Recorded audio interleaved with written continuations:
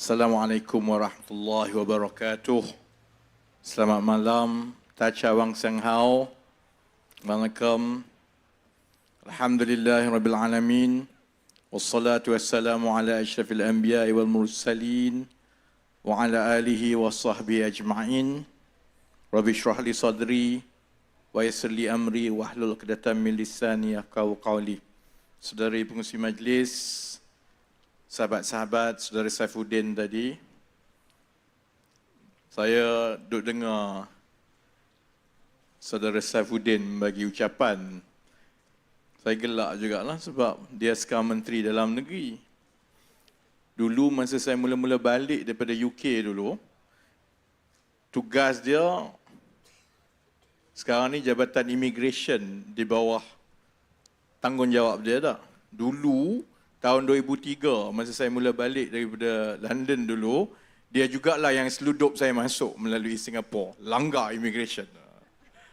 Sahabat-sahabat pimpinan daripada Pakatan, daripada Barisan Nasional, saudara-saudari yang hadir pada malam ini, terima kasih kita dalam 3 minggu daripada hari mengundi, insya-Allah. Kami memang tiap-tiap malam macam ni lah. Saudara Saifuddin kekal di Kedah untuk 2-3 hari akan datang. Saya seksa sikit lah. Maksudnya habis waktu bekerja, datang ke Kedah atau Pulau Pinang dengan kapal terbang. Habis malam, naik kereta balik semula masuk office pagi esok. Kemudian ulanglah tiap-tiap hari sampai hari mengundi. Jadi korang kalau kalah kat Suka Menanti, ni memang kena langgar lah. Penat dah, naik turun, naik Kedah, Penang, tiap-tiap hari Kelantan macam ini. Tapi saya juga yakin bahawa sebenarnya kalau kita lihat kepada momentum kempen sekarang, dan kita telah melalui banyak pilihan raya. 1-2 perkara yang kita tahu tentang pengundi sekarang. Pertama ialah pengundi sekarang ini dia lebih menitik beratkan kepada macam mana kita bentangkan kempen kita. Dia tengok yang ini bagi apa, yang itu bagi apa. Dan dia boleh bertukar dan buat keputusan di saat-saat akhir dalam 2-3 hari sebelum mengundi. Jadi sebab itu kalau melihat kepada momentum setakat ini di sebelah Kerajaan Perpaduan, kita tengok dari segi kekerapan kempen kita, kita tengok daripada isu yang dibentangkan, kita juga tengok kepada tontonan di media-media sosial dan juga digital kita. InsyaAllah saya ada rasa lega sedikit. Saya rasa kita ada peluang yang baik untuk merampas negeri Kedah daripada Perikatan Nasional, insyaAllah. Saya tengok Saifuddin tadi, dia dah bentang semua lah. Dan ini macam gaya masa saya dulu, pembangkang dulu, macam mana kita dedah skandal. Syarat dia, kalau kita nak sesuatu itu lekat di dalam kepala rakyat, sesuatu perkara itu dia tak boleh sebut mati kat situ. Dan dia mesti kita serang satu hari demi satu hari. Jadi strategi dia ialah keluar sikit, lepas tu bagi dia jawab. Sikit, bagi dia jawab. Kalau dia kekal dalam tempoh 2 minggu berturut-turut, insya-Allah itu akan mengubah persepsi dan pandangan rakyat ke sebelah kita. Itu syarat dia. Yang ini saya daripada dulu itu, saya dah study betul-betul cara dia begitu. Di sebelah Sanusi saya nak beritahu begini. Kami memang lama dah buat kerja ni. Dari segi mengolah naratif, membentangkan fakta, bagi isu kepada rakyat. Kita juga tahu, saya nak beritahu Sanusi, kalau kita tidak ada cukup untuk kita heret sampai 2 minggu, maksudnya kita tak ada cukup maklumat, kita tak ada cukup fakta, kita takkan buat. Kalau mula lontar, saudara Saifuddin lontar, 1 tunggu kamu jawab, maksudnya dia tahu kamu tak boleh jawab sebab dia ada 10 lagi. Jadi saya minta saudara Saifuddin, ada dalam 2 minggu lagi ni, bagi sikit. Kita nak tengok betapa hebatnya hero Melaya daripada PAS yang hebat sangat. Sebab saya yakin sebenarnya bila tengok, saya yakin rakyat Kedah dan rakyat Malaysia seluruhnya boleh nampak di akhir kempen pilihan raya negeri ini ada sebab kenapa Sanusi macam itu. Satu, secara psikologi saudara-saudari, orang yang suka hina orang lain secara fizikal. Dulu tak apalah dia kutuk gigi saya. Dia mula ni dia kutuk gigi saya. Kutuk gigi aku tak apalah, siapa kisah pun. Ya tak? Kemudian dia kutuk Amir tak cukup inci. Tak apalah, saya sebut Amir memang tak cukup inci sangat pun. Dia pun tak kisah. Tapi saya perhatilah orang yang macam ini, dia naik share. Sebab itu juga saya nak nasihatkan kepada penyokong-penyokong kerajaan perpaduan ini. Sokong bagus. Tapi jangan jadi macam Walaun. Sokong sampai Sanusi kena dakwa.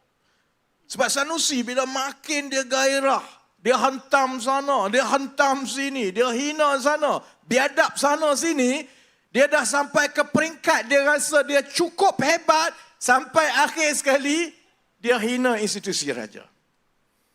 Takkanlah kalau polis, penguatkuasa undang-undang, perlembagaan kita jelas, rukun negara kita jelas. Saya tonton kenyataan daripada Ketua Polis Negara.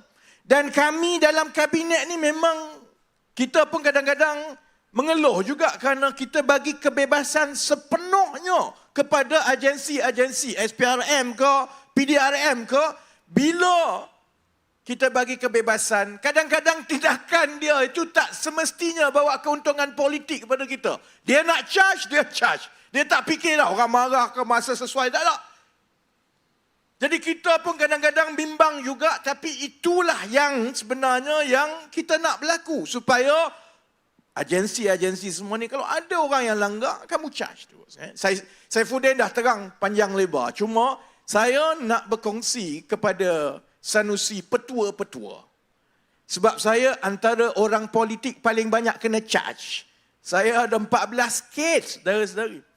Saya kena tangkap ni pukul 3 pagi, pernah 6 pagi, pernah 4 petang, pernah segala-galanya pernah. Masuk lokap berpuluh-puluh kali dah. Baik Saya tengok Sanusi kata dia sebenarnya tak betul yang IGP kata tu bahawa dia tak dapat dihubungi. Dia berhubung sampai dia nak tunjuk WhatsApp dia ni. Dia berhubung. Tapi ikut suka dia je. Polis panggil dia tak nak pergi sebab tak nak kena tangkap. Bayangkan kalau kita jadi polis lah. Kita perlu menyiasat seseorang. Katalah pencuri. Kita tahu, kita rasa dia kena siasat untuk sebab dia disyaki mencuri. Jadi nak selesaikan kertas siasatan. Kita pun telefonlah dia, kata kamu kena datang ke balai polis sebab kami nak ambil kenyataan, nak siasat. Tiba-tiba pencuri yang disyaki itu kata, saya tak nak pergi sebab nanti saya kena tangkap. Confirm kau kena tangkap. Memanglah itu kerja polis. Sebab itu saya nak bagi nasihat kepada Sanusi. Saya yang turun naik lokap mahkamah semua ni kan. Dulu masa aku selalu masuk mahkamah, kena tangkap semua. Pernah tak berlaku cerita besar pasal kena tangkap lah, tak berhubung lah, tangkap lah.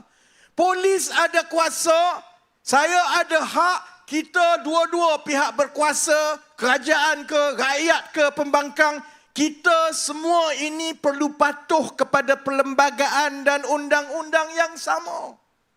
Apa istimewanya kamu menteri besar ke, ahli parlimen ke, saya dulu ahli parlimen, pimpinan kanan parti ke, kita semua ada undang-undang yang sama dan undang-undang itu bagi hak kepada semua. Hak polis di sisi undang-undang siasat. Hak rakyat macam saya, bila kena panggil, dia panggil, saya pergi. Dia kata dia nak datang pejabat, datanglah. Sebab saya tahu hak saya bila disoal siasat ialah jawapan saya ni memang terkenal. Semua pegawai polis yang pernah mengendalikan kes saya dah tahu. YB nak jawab macam dulu ke? Saya tak jawab lagi, dia dah tanya. YB nak jawab macam dulu ke? Sebab jawapan kita ada hak di sisi undang-undang, iaitu saya menggunakan hak saya untuk tidak menjawab kerana saya akan jawab di mahkamah sekiranya dituduh. Sebab saya tahu, paling kurang untuk kes saya lah. Saya yakin bahawa saya ada fakta yang kukuh. Kalau betul saya langgar undang-undang dakwa saya. Saya masuk mahkamah, saya lawan, saya menang semua 14 kes tau. Tak ada apa bergaduh dengan polis. Tak ada apa bising semua. Tak pernah lah saya kata saya diputar belit. Putar belit apa satu dunia tahu. Anak aku 10 tahun pun boleh faham sekali. Tak payah nak ambil pakar-pakar bahasa. Saifuddin tak sebut lagi. Saya tengok lebih awal ucapan dia. Bila dia sebut tentang Susur Galuh Sultan Kedah, yang itu sebenarnya dia memberi gambaran pasal Susur Galuh Sultan Selangor. Lagi teruk. Dia bukan saja mempersoalkan tentang kewibawaan dan kebijaksanaan Sultan Selangor. Pilih Menteri Besar. Dia secara tidak langsung, kalau kita baca, kita dengar, dia juga mempersoalkan tentang Susur Galuh orang lain. Kalau saudara-saudari kena, tak payah Sultan, orang persoal Susur Galuh, you marah tak? Cuma Sanusi dia rasa hebat. Dia rasa dia ni lebih popular daripada semua orang lain, maka sebab dia popular, dia ada hak untuk hina orang. Tapi psikologinya, ingat tak saya sebut tadi psikologi. Psikologi manusia ini, orang yang suka menghina, merendah-rendahkan, memperlekeh orang lain, sebab dia sebenarnya tak yakin dengan diri dia sendiri. Kalau dia yakin dengan diri dia, dia betul-betul yakin dengan kekuatan pentadbiran dia. Dia ada rekod yang baik mengenai pentadbiran dia di negeri Kedah. Tak payah sentuh orang lain lah. Cakap apa yang kamu dah buat untuk Kedah. Setakat ini apa yang dia dah buat untuk Kedah. Selain daripada dia kata, negeri Kedah perlukan seorang menteri besar yang celupa macam saya. Hebat dia sebagai menteri besar celupa. Kalau nak jadi celupa, tak payah Sanusi lah. Ramai lagi orang Kedah boleh jadi menteri besar kalau syarat dia celupa. Sampai sekarang dia tak boleh nak bentangkan sebenarnya apa yang dia dah buat untuk Kedah. Apa yang dia telah perbaiki dari segi ekonomi. Apa rancangan dia kalau dia terus jadi menteri besar. Sebab itu saudara-saudari, taktik orang politik. Kalau dia tak boleh jawab, kalau dia tak boleh nak bentang, dia tak ada idea, maka dia mula main soal perkauman, soal emosi, soal agama. Cuma sekarang ni, saya rasa Sanusi pun, tidur malam pun, tak lena juga. Dia boleh cakap besar depan rakyat ni. Saya tahu dia tidur malam tak lena. Sebab, daripada ceramah politik, semua perkara yang cuba ditenggelamkan selama ini, itu dia mula timbul satu persatu. Dan kita dah sebut, ini ke arah kempen sampai 2-3 minggu lagi ni, satu persatu akan keluar saudara-saudari. Selama ini, selama 6 bulan, kami di peringkat pimpinan, baik kerajaan persekutuan, baik kerajaan negeri, kita ambil alih kerajaan, kita sedar bahawa kita ada cabaran yang besar. Bukan saja soal struktur di negara ini, tapi kita juga tengah berada di tengah-tengah ketidaktentuan ekonomi dunia. Amerika bermasalah, China bermasalah. Jadi kita tahu kita kena tumpu 100% kepada menguruskan negara. Sebab itu awal-awal sebelum ini, orang tanya saya politik pun, saya tak pernah jawab. Saya kata tak apalah, politik itu kemudian kami nak tumpu soal dasar, soal membaiki. Jadi 6 bulan sebenarnya, segala tomahan, permainan emosi, persepsi yang Sanusi dan kawan-kawan dia buat ni tidak dijawab. Sekarang ini 2-3 minggu nak masuk pilihan raya, kami akan jawab tiap-tiap malam. Dan bila kami jawab tiap-tiap malam, saya yakin beberapa perkara. Pertama, yang menentukan menang kalah sesebuah parti dalam pilihan raya bukan penyokong tegar kita. Marilah parti kuat mana pun, tidak ada parti yang menang dengan kekuatan penyokong tegar dia. Semua parti dalam dunia ini menang dengan sokongan pengundi atas pagar. Dan mana-mana pilihan raya akan ada antara 20 ke 40% pengundi atas pagar. Dan pengundi atas pagar inilah yang sebenarnya mendengar, melihat dan dia nak lihat beberapa perkara. Perkara pertama, dia nak lihat dari segi tata kelola dan bersihnya sesebuah pentadbiran. Tambah sekarang dia boleh banding. Di peringkat persekutuan ada kerajaan perpaduan. Di peringkat negeri ada Perikatan Nasional. Tambah pula Perikatan Nasional masuk pilihan raya yang lepas, dia kata dia PN bersih dan best. Bersih. Kami yang PKR pun tak pernah berani mengaku bersih, saudara-saudari. Kita pun tak pernah mengaku yang kita ni tak pernahlah ada risiko tergelincir. Sebab kita tahu politik ni semua ada risiko itu. Soalnya ialah parti dan pentadbiran mana yang telus, yang ambil tindakan supaya mana-mana yang berani tergelincir, kamu masuk. Baik, Dulu pilihan raya lepas, dia duk jual kepada semua orang, dia bersih, dia bersih, dia bersih, dia bersih. Bila kita masuk pilihan, kita masuk ambil alih pentadbiran kerajaan, mestilah kena buka balik fail. Buka balik fail ni bukan sebab dendam. Buka balik fail ni sebab cari duit. Duit kerajaan biasalah kena kutip segala duit yang ada. Duit kerajaan ni kutip balik demi rakyat. Takkan kita nak biarkan duit ni habis kontrak entah apa-apa. Jadi kita semak satu persatu dengan tujuan untuk kita pastikan setiap satu sen duit rakyat itu dia akan sampai kepada tujuan dan nilai yang terbaik untuk rakyat. Jadi bila buka, saudara-saudari tahu apa yang jadi. Tengok projek tebatan banjir. Perdana Menteri kata batal. Buka balik sebab dulu buat cara tak betul. Yang sepatutnya kalau keseluruhan 12-13 bilion ada campur sana sini, dia jadi 15 bilion. Yang itu saudara-saudari tahu ada yang terpalit. Buka lagi. Kemudian SPRM dia siasat. Saudara-saudari, saya dulu masa PKP dulu, saya tak ambil tahu tentang yang jadi dalam Malaysia ni. Masa itu saya ambil tahu aku nak hidup je, takut mati.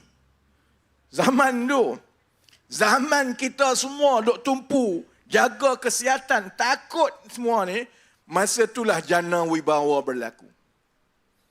Tadi, saya dekat lapangan terbang, sama-sama nak datang ke Al-Ustaz. Saya tengok One Saiful One Jan. Dia bolehlah cakap apa saja, pumpang-pumpang, nak main isu perkauman ke ini ke apa, nak tuduh orang. Saudara-saudari, kalau dah masuk akaun berjuta-juta, akaun kau sendiri, kau jawablah dalam mahkamah nanti. Kau jawab dalam mahkamah, kau jawab dalam kubur, kau jawablah orang panggil kau bukan lagi One Saiful One Jan, sekarang jadi One Saiful One Jana Wibawa. Kemudian yang terbaru, masa tu PAS boleh kata, ini kawan kita je bersatu, kita bersih. Sebab itu yang saudara Saifuddin sebut tadi cukup penting. Sebab kami di kabinet ada satu masalah. Negara kita sekarang ini dikenal pasti sebagai antara negara yang sangat penting di pentas dunia sebab nadir bumi. Ni dalam 2-3 minggu ni habis keluar cerita nadir bumi, nadir bumi. Korang tahu tak nadir bumi ni mendatang apa? Oh, tak tahulah ni. Nampak semua. Saya tanya, tengok balik kat saya. Ni tiap-tiap hari baca nadir bumi, nadir bumi, nadir bumi ni dah. Nadir bumi, rare earth ni, dia ialah satu jenis logam yang cukup payah nak cari dalam dunia ni. Setakat ini, nadir bumi ni hanya ada di beberapa negara tertentu saja. Paling banyak di mana? China. Kemudian ada Penang.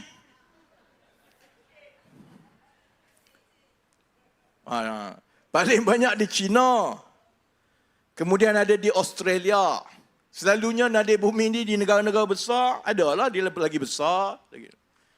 Tapi kebelakangan ini, kajian-kajian menunjukkan bahawa Malaysia juga adalah antara negara yang berpotensi ada paling banyak juga nadir bumi.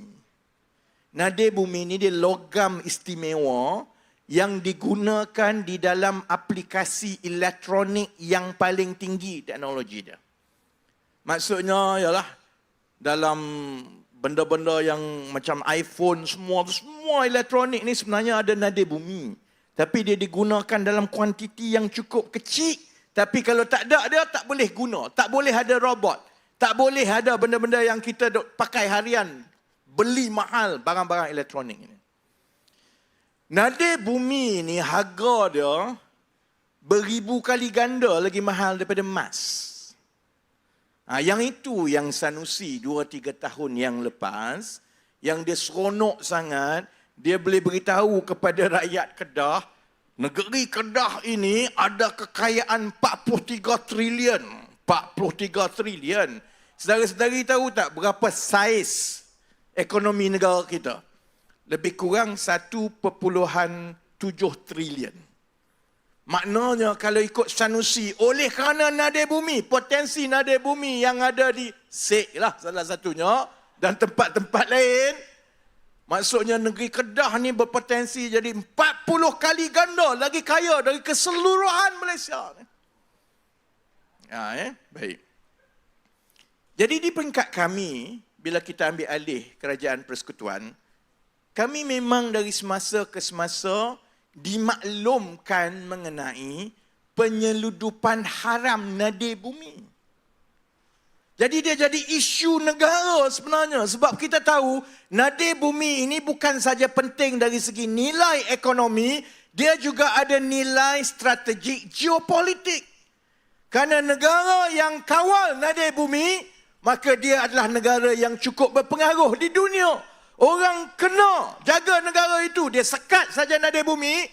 Susah negara-negara lain yang memerlukan nadi bumi ini untuk segala aplikasi teknologi elektronik dan sebagainya. Baik. Jadi saya tak tahu jong pangkal sebenarnya. Yalah, saya tak campur. Cuma dari semasa ke semasa dimaklumkan tentang penyeludupan nadi bumi terus berlaku. Dan kita tahu antara sumber yang banyak yang menyumbang kepada penyeludupan nadi bumi ini adalah dari Kedah. Cuma saya tak ambil tahulah, aku banyak kerja lain. Dia jadi kerja saya pasal nadi bumi ni, Saifuddin kerja dia sebab dia kena halang penyeludupan ni. Sebab tu dia tahu nama Cina tak Cina, siapa pasport semua dia tahu. Bukan sebab dia nak hukum Sanusi, bukan sebab nak cari salah dengan PAS. Ini masalah negara. Di peringkat kami pula, terutamanya kementerian saya, Kementerian Ekonomi, dengan Kementerian Nik Nazmi, Kementerian Sumber Asli, benda itu jadi masalah kami. Kerana sampai sekarang, negara kita sebenarnya sebelum ini, tak ada sebarang undang-undang pasal nadi bumi. Negara lain yang lebih maju, oleh kerana pentingnya nadi bumi ini, ada kerangka dasar yang cukup jelas. Boleh ekspor ke tidak? Aktiviti apa nak buat? Siapa boleh buat? Banyak mana? Lesen macam mana? Kita tak ada lagi, saudara-saudari. Jadi dia jadi masalah saya kerana kementerian saya, Kementerian NIK, Kementerian Pelaburan, MITI, kita dengan secara cepat perlu menggubal undang-undang. Sebab kalau tidak, sementara Kementerian Dalam Negeri dan agensi penguatkuasa nak hentikan penyeludupan ini, dia mesti bolos juga, mesti ada. Baik, Sebab itu saya tahu pasal nadi bumi. Jadi bila hari ini Ketua Pegawai Eksekutif MBI sendiri, iaitu agensi pelaburan paling penting di negeri Kedah, yang pimpinannya itu dilantik oleh Menteri Besar sendiri. Saya tak nak campur tangan soal kes macam mana, biar Sanusi jawab. Sebab saya yakin Saifuddin ada semua fakta. Lagi dia jawab, lagi digali kubur. Biar dia jawab. Cuma saya nak sebut begini, secara tata kelolanya saudara-saudari, kalau saya jadi Menteri Besar sesebuah negeri, saya lantik seseorang untuk mentadbir agensi pelaburan paling penting kerajaan negeri. Saya yang lantik tu.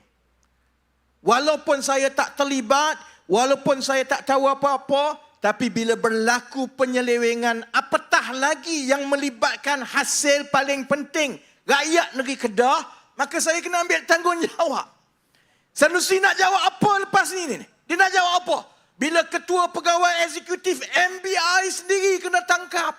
Bila ada aliran tunai daripada kontraktor, daripada syarikat pelombongan yang kalau tak kerana SPRM ada bukti, saya ingat SPRM akan tangkap. Saya selama ni segala jenis pendedahan saya buat, pernah tak SPRM tangkap saya? Tak pernah. Sebab SPRM, polis, dia hanya boleh tangkap kalau yang melibatkan pecah amanah, kalau dia ada bukti aliran tunai. Jadi kalaupun Sanusi tak jawab, tak terlibat, dia ada tanggungjawab moral untuk jawab dengan orang Kedah berapa banyak sebenarnya hasil negeri Kedah yang paling bernilai ini yang telah bolos di bawah pentadbiran dia yang berkait pula dengan pegawai-pegawai tinggi yang dia lantik. Dia kena jawab macam mana dia sendiri menulis surat, macam Saifuddin kata tadi, menulis surat minta Kementerian Dalam Negeri masa 33 bulan Perikatan Nasional berkuasa dulu tu, minta untuk bawa pekerja-pekerja daripada China yang akhirnya dituduh terlibat dengan penyeludupan ini. Sebab itu yang muda-muda dekat Kedah ni, saya nak beritahu, kamu mungkin suka Sanusi lah. Sekarang kamu sukalah. Tapi kalau kamu tidak berhati-hati, 10-15 tahun lagi, sementara negeri-negeri lain yang ada nadir bumi ini, kalau mereka takbir nadir bumi mereka dengan baik, tak ada penyeludupan, tak bolos, tak ada penyelewengan, negeri lain semua jadi kaya macam Wakanda, kamu kekal jadi miskin macam sekarang. Yang tua-tua yang berumur macam kita ni, kita faham. Yang muda-muda ni, dia tak tahu sebenarnya bila kita berbincang soal tata kelola, dia sebenarnya soal wang rakyat, harta rakyat dan masa depan kamu. Kerana kamu sekarang muda, kamu mungkin tak rasa apa-apa sebab duduk rumah dengan mak ayah, minta duit dengan mak ayah, kalau kerja pun tak banyak tanggungan lagi. Lama-lama kamu juga akan berhutang macam kita, tanggungan banyak. Masa itulah kamu baru fikir, kalaulah dulu kita ada kerajaan negeri yang bekerjasama sepenuhnya untuk mendapat nilai terbaik daripada nadir bumi, tak adalah kita jadi macam ni. Baik, okay, itu perkara pertama. Maksudnya apa dia? Pengundi atas pagar nak masuk pilihan raya, dia akan nilai dari segi prestasi dan kredibiliti keamanahan. Sebab kita nak lantik orang jaga harta kita ni. Pengundi masuk pilihan raya, dia nak pilih orang yang dia paling yakin sekali amanah, boleh mentadbir. Kalaupun dia tak sakau duit, paling kurang dia tak tidur masa dia buat kerja sampai orang lain boleh sakau duit. Itu yang pertama pengundi atas pagar tengok. Perkara kedua yang pengundi atas pagar tengok ialah dia nak tengok dari segi kemahiran, kecekapan, dari segi kebijaksanaan, dari segi wawasan, dari segi pengetahuan yang mendalam mengenai pentadbiran. Kerana kita perlukan kedua-duanya untuk memacu sesebuah negeri atau negara nak jadi maju. Amanah pun kita perlu, tata kelola pun kita perlu, tapi kita juga perlu pimpinan yang berwawasan jauh, yang tahu, kalau aku ada nadir bumi ni, aku perlu bangunkan dengan baik dan aku perlu pertahankan, aku perlu pastikan supaya aku jangan cari jalan singkat nak dapat duit cepat. Kalaupun perlahan saja kita dapat hasil awal-awal, asalkan hasil itu berkekalan untuk generasi masa depan, supaya orang selepas aku ini akan terus dapat nikmat daripada hasil bumi yang Allah kurniakan ini. Baik, yang bab ini yang saya nak jawab sebagai Menteri Ekonomi. Ini tak ada kena-mengena dengan Sanusi sangatlah, tapi pasal Perikatan Nasional. Sebab sejak Kerajaan Perpaduan ambil alih Disember 2022, kami tumpu beberapa perkara yang kami rasa paling penting dahulu. Pertama, kita tumpu kepada kedudukan sosioekonomi setiap keluarga. Memang betul. Saya sebagai Menteri Ekonomi bertanggungjawab kepada perancangan dan pembangunan ekonomi jangka panjang. Ni soal pasaran saham mata wang ni sebenarnya bukan kerja saya pun. Tapi saya tahu juga bahawa perancangan ekonomi dan kerangka ekonomi jangka panjang itu juga akan mempengaruhi keputusan pelabur sekarang. Sebab mata wang turun naik contohnya. Pasaran saham turun naik. Ini tak ada kena-mengena dengan pelaburan asing ke, tak ada kena-mengena dengan soal keyakinan tentang kekukuhan ekonomi jangka panjang ke. Dia sebenarnya orang jual beli saham, jual beli duit. Dia nak buat untung. Jadi hari ini dia buat macam tu, esok dia buat macam tu. Mana dia dapat untung, dia buatlah. Baik. Benda yang kita paling tumpu awal-awal ini ialah soal kebajikan ekonomi setiap keluarga. Jadi kami tumpu dua perkara. Satu, ialah soal macam mana kita nak membasmi kemiskinan dan tidak cukup dengan ambil wang bagi kepada orang, kita nak pastikan kita bina satu infrastruktur dan ekosistem ekonomi supaya yang miskin itu bila dia melalui proses ini, lepas 2 tahun, dia boleh keluar daripada kemiskinan. Dan kita nak pastikan infrastruktur itu, ekosistem itu kekal untuk berpanjangan supaya lepas satu kumpulan miskin masuk, dia keluar, dia dah tak jadi miskin, masuk yang baru, supaya kita mengajar keluarga-keluarga kita sementara kerajaan membantu mana yang perlu, kita juga nak mereka ada keupayaan untuk mengeluarkan mereka daripada kemiskinan. Itu pertama. Yang itu yang kita buat, inisiatif pendapatan rakyat. Yang kedua kita tumpu, ialah macam mana kita nak berlaku adil kepada semua keluarga di seluruh Malaysia ni. Supaya bila kita tengok dan tentukan bantuan dasar ekonomi kerajaan, mana nak bagi subsidi, mana nak bagi bantuan, kita berlaku adil kepada semua, di semua tempat, sebab selama ini kita menggunakan maklumat yang tidak mencukupi. Ini yang orang selalu persoalkan tentang pengkelasan keluarga mengikut B40, M40, T20 ni. Bila kita kelaskan semata-mata mengikut pendapatan yang diisytiharkan. Ada orang yang tak isytihar pendapatan tapi kaya, dia dapat. Patut dia tak dapat. Ada orang yang pendapatan nampak 5,000 tapi anak 10, dia sepatutnya dapat tapi dia tak dapat. Selama lebih sedekat, kita ada sistem sosioekonomi yang ada risiko keciciran yang besar. Jadi kami tumpu yang itu. Sebab itu kita buat satu sistem, iaitu yang menggabungkan semua pangkalan-pangkalan data kerajaan. Ada 297 pangkalan data kerajaan. Daripada yang besar contohnya pangkalan data Jabatan Pendaftaran Negara. Setiap orang yang ada IC yang beranak semua ada dalam tu. Kemudian kita padankan pula dengan pangkalan data Kementerian Pendidikan. Kita boleh gabungkan mengikut keluarga, anak dia berapa, anak dia setiap seorang ni dapat bantuan apa daripada kerajaan melalui pendidikan.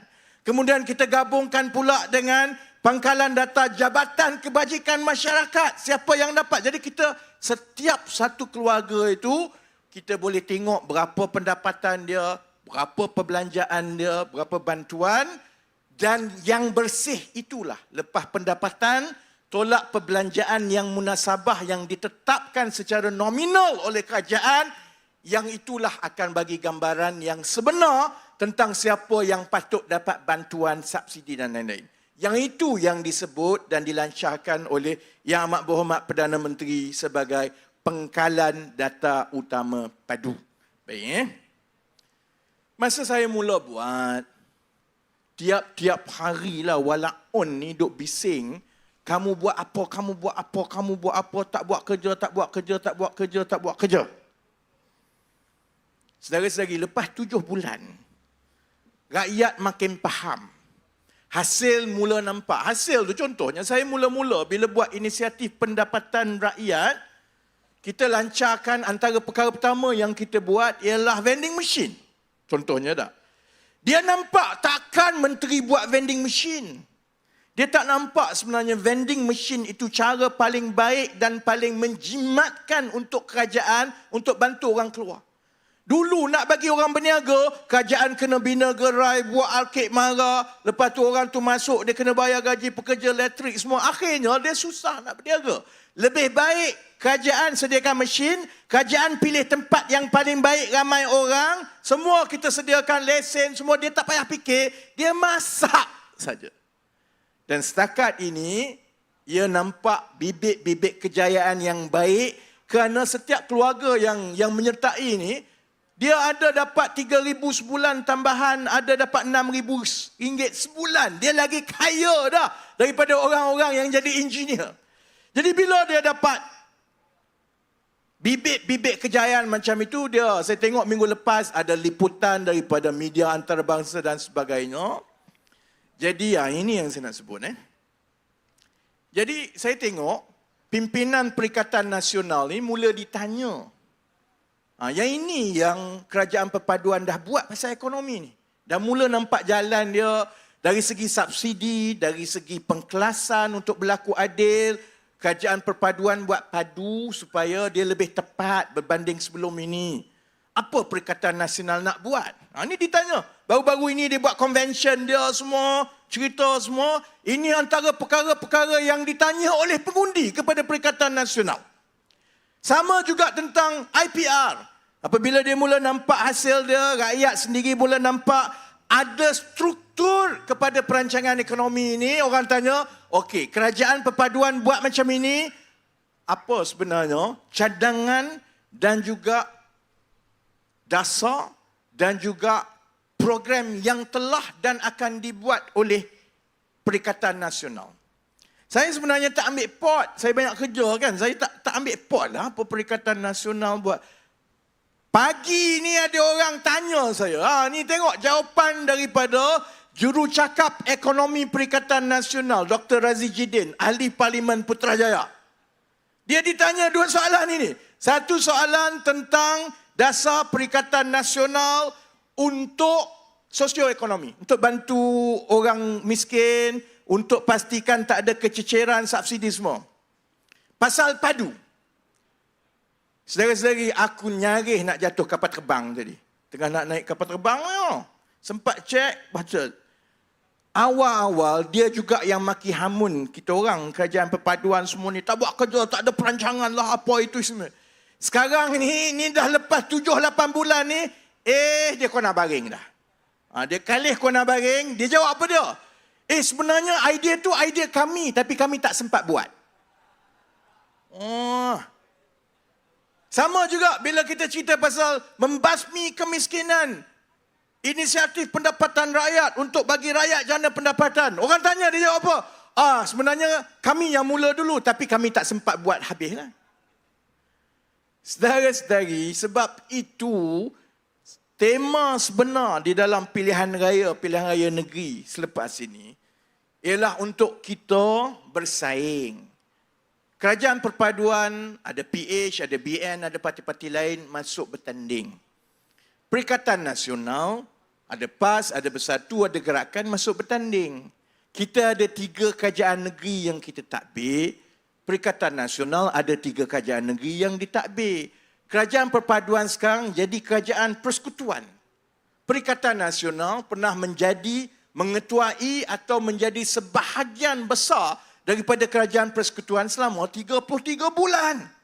Jadi kita semua ni masing-masing ini ada peluang untuk kita bentangkan kepada rakyat apa yang kita telah buat, apa yang kita nak buat, apa rancangan kita, apa rekod tata kelola kita. Tapi saudara-saudari juga tahu, sekarang ini Perikatan Nasional dia dah kena baring. Pernah saudara-saudari dengar apa-apa daripada pimpinan PAS sampai sekarang untuk membasmi kemiskinan? Saya tengok bila saya panggil semua ahli-ahli parlimen daripada daerah-daerah termiskin di Malaysia, dan daripada banyak daerah termiskin ini memang banyaknya datang daripada yang ahli parlimennya PAS. Dia pelekehkan je soal basmi kemiskinan ini. Bagi dia lah, dia orang ni miskin ni kita tak boleh hapuskan. Dia orang pun tak nak ditolong, dia memang macam itu. Sebab itu masa itu saya tengok je ni kat parlimen ni. Sebab tu saya dalam hati kata patutlah Kelantan 33 tahun jadi macam itu. Dia tak melihat kemiskinan itu sebagai masalah. Sebab itu sampai sekarang kita tak dengar satu patah pun daripada PAS mengenai basmi kemiskinan. Sekarang ini saya ingat Bersatu dah mula goyang. Dia tengok alamak macam mana ini. Cuma Bersatu kona baring dia lagi hebat lah. Dia kata, oh sebenarnya itu idea kami. Cuma kami tak sempat buat. Kami dah rancang lama. Gila lama kau merancang. Kalau Razi Jidin, dia timbalan Menteri Ekonomi daripada Mei 2018. Lepas tu 22 bulan dia jadi timbalan Menteri Ekonomi. Lepas itu dia jadi pula Menteri Kanan 33 bulan, 5 tahun saudara-saudari. Ambo masih merancang. Sama juga dengan basmi kemiskinan. Dia kata yang ini sebenarnya yang Perikatan Nasional buat. Saya nak beritahu dan nak betulkan fakta ini supaya yang muda-muda ini tidak terpengaruh dengan cakap bohong macam ini. Saya masuk agenda basmi kemiskinan memang jadi agenda kerajaan sejak tahun 1957. Lagipun dasar ekonomi baru sebahagian besar tu memang kita nak basmi kemiskinan. Memang betul lah basmi kemiskinan ini dasar kerajaan. Yang berbeza bila kerajaan perpaduan ambil alih ialah kita mengenal pasti beberapa perkara. Sebelum ini pendekatannya ialah bagi duit, bagi barang. Lepas tu ikut suka kamu lah. Nak ambil duit, kira kerajaan dah buat kerja lah. Pandai-pandailah kamu. Tapi bila kita tengok dari segi kejayaan, dia mencabar. Sebab untuk orang miskin, untuk keluarkan dia daripada kemiskinan, dia mesti mendapat pendapatan yang berterusan tiap-tiap bulan. Ada dua cara untuk dapat pendapatan berterusan tiap-tiap bulan. Satu, dia bekerja. Dia nak kerja macam mana? Kemahiran dia memang selalunya rendah lah. Kalau tidak, tak adalah dia miskin. Nak suruh dia berniaga. Satu lagi. Ini yang payah. Sebab memanglah kita boleh bagi modal 10,000, 20,000 bagi barang semua. Tapi itu hanya sebahagian daripada keperluan. Keperluan yang lebih besar untuk berniaga dengan baik ialah kemahiran perniagaan, kemahiran pemasaran, kemahiran mentadbir. Yang itu takkan kita nak serah semua kepada orang-orang miskin ini. Sebab itu dia buka kedai, dapat kedai, 2-3 bulan dia tak dapat untung, dia kaput. Miskin balik. Sebab itu melalui IPR, pendekatannya ialah sebahagian besar daripada risiko perniagaan, risiko modal, risiko berniaga ini perlu ditanggung oleh kerajaan. Kita bentuk infrastruktur dan ekosistem itu supaya orang miskin ini masuk, dia bekerja sebenarnya. Maka dia akan dapat untung sebagai gaji sebab dia tak payah fikir tentang lesen, tentang tempat, tentang bayar gaji, tentang nak urus pekerja. Semua telah diuruskan oleh kerajaan. Dengan cara itu, bila kerajaan bina infrastruktur, kita dengan cepat boleh mengangkatnya pada skala nasional. Itu sangat berbeza dengan apa yang dibuat, yang disebut oleh Dr. Razi Jidin tadi. Jadi sebab itu, dia dah 12 tengah malam, saya kena berhenti. Saya nak tutup begini. Kalau saudara-saudari yang mengikuti ceramah dekat luar ke, yang menjadi pengundi atas pagar, yang hadir, saudara-saudari duk fikir, kenapalah PAS ni walaun ni macam ini, cakaplah apa pun dia tak nak dengar, bagilah fakta apa pun, kerja dia makin hamun saja.